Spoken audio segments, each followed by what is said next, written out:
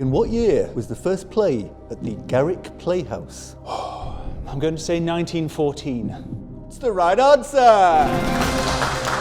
How many shows did the Garrick produce in-house last season? I know that well. I watched them all. It was 17.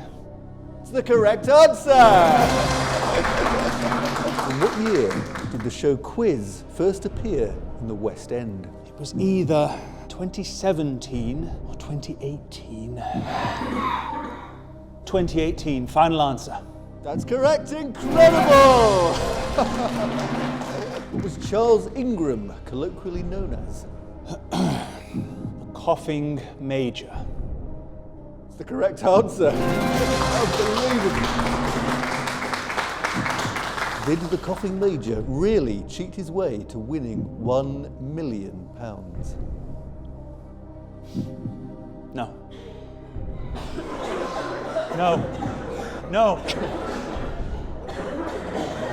No. No. No. No. No.